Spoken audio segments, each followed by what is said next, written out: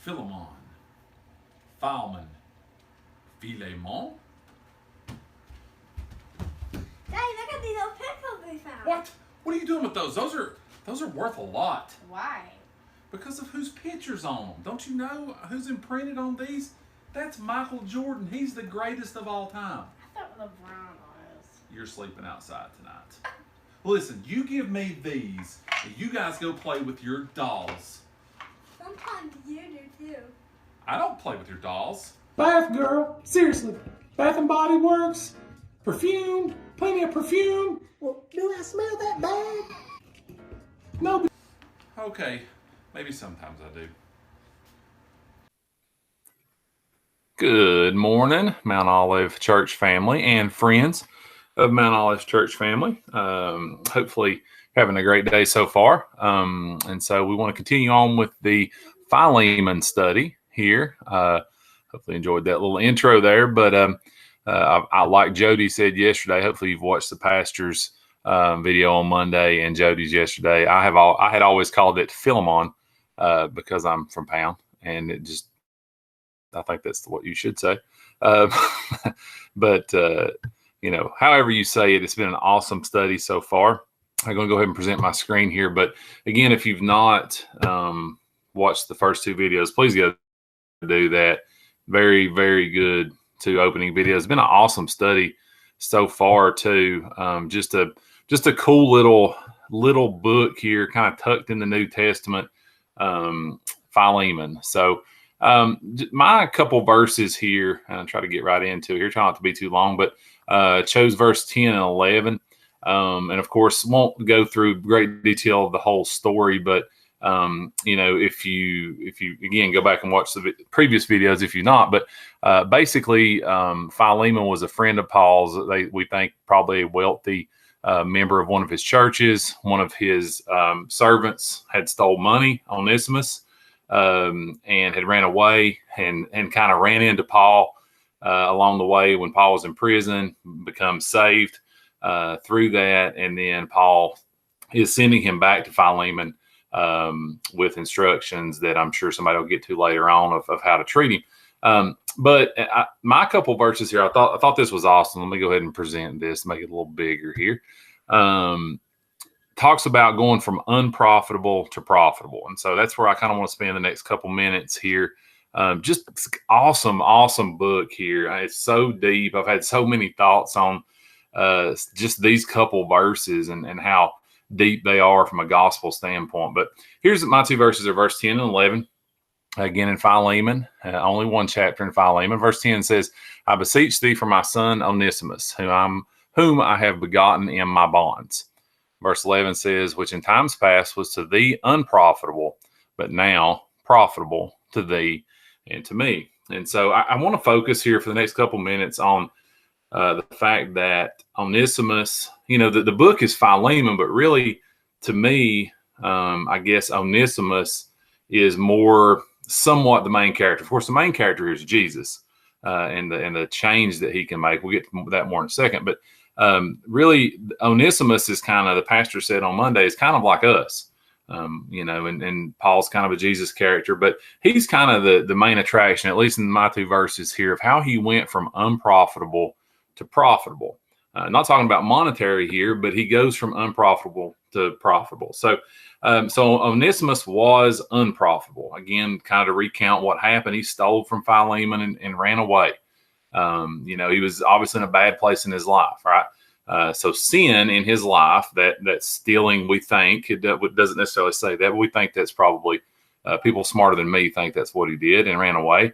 So the sin in his life made him unprofitable. That's what made him unprofitable, not because of anything else, but what made Onesimus profitable. This is a bit of a jump, but I think you'll see again here in a second how that works. But Jesus, when he found Paul in the prison or wherever it was at, and he accepted Jesus as his Lord, that's what made him profitable. There was nothing else. Onesimus didn't give the money back to Paul and say, here, forward this back to Philemon, send it by PayPal back to Philemon in Bethlehem. Not Bethlehem, but it wasn't that. That's not what made him profitable. Even being sorry for what he had done to Philemon is not what made him profitable. Jesus and accepting him into his life is what made Onesimus profitable. Cool kind of side note, and Pastor mentioned this too. The name Onesimus means profitable. So, if we go back real quick to the couple of verses there, Paul's kind of using a play on words here, which in times past, Onesimus in times past profitable was unprofitable, but now profitable is profitable.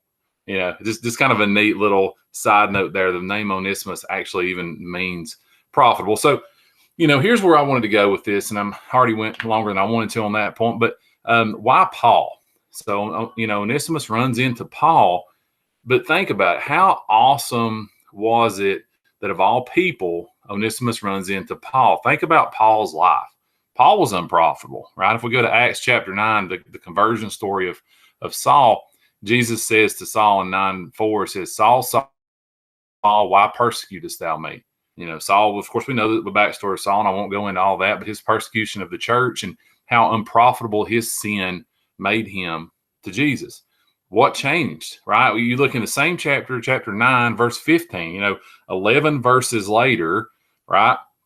Of course, it's probably, a little more than that time-wise, but says, but the Lord said unto him, go thy way, talking to Ananias, for he is a chosen vessel unto me. So in 11 verses, we go from Saul persecuting the church to him being a chosen vessel. Why? What changed? Jesus, right? Saul accepted Jesus into his life and went from persecuting the church to a chosen vessel. Isn't that awesome? So who better to speak to Onesimus about going from unprofitable to profitable than Paul himself, who he said, was chief among sinners, and the turnaround that he had. What a great, awesome person to have leading you to it. And so, I'll throw in here at the end, and of course, I'm not as awesome a story as Paul was, but I was unprofitable before I was saved, and even after I was saved in times in my life. Sin in my life made me unprofitable, right? The things that I did, the things that took me away from Jesus after I was saved, took me a long way away from Jesus. Those things made me unprofitable, right? Not any, lack of money or lack of talent or lack of whatever, but it was the sin in my life that made me unprofitable, just like Onesimus, just like Saul. But Jesus made me profitable. When I finally fell on my knees and asked for forgiveness and came to the realization that I needed to come to grips with what I had done, Jesus made me profitable. Nothing that I did, not even the admission of the things necessarily, but Jesus and his sacrifice for us is what made me profitable. So quick verse here at the end, 2 Corinthians 5:21, for he hath made him to be sin for us who knew no sin, that we might be made the righteousness of God in him. So Jesus became sin for us. He gave us righteousness. That's a very definition of unprofitable, right? Or becoming from unprofitable to profitable. So again, in Onesimus's life, his sin made him unprofitable. Jesus made him profitable. In Paul's life, sin made him unprofitable. Jesus made him profitable. In my life, same thing. Sin made me unprofitable. Jesus made me profitable. And the same can be true in your life. Hopefully already is true.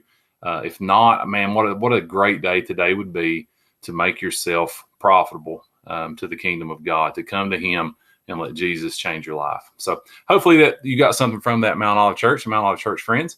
Hopefully enjoyed it and have an awesome day. Hopefully see you at church tonight. See you guys.